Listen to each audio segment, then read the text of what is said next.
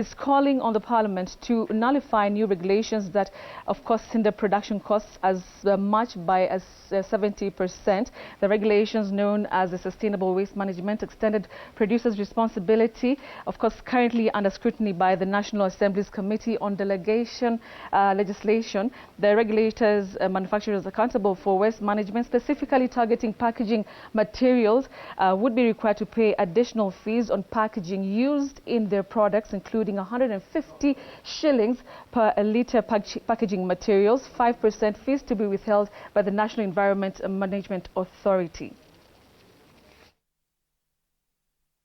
Financial burden on the manufacturing sector.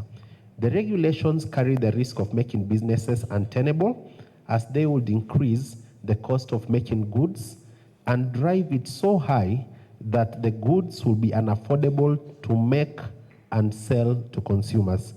The regulations propose to impose fees to be paid on a wider range of packaging materials for both hazardous and non-hazardous products, electrical and electronic equipment, and non-packaging items. The EPR regulations have introduced multiple fees, such as Kenya shilling 150 per item on all imported packaging materials and finished goods. Concerning that the State Department for Environment and Forestry did not adequately engage in public participation during the formulation of these regulations.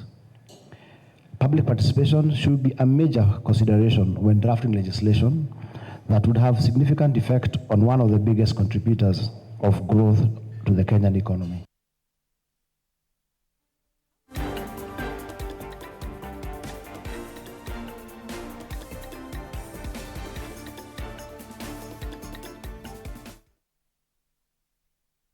Moving on, the Cabinet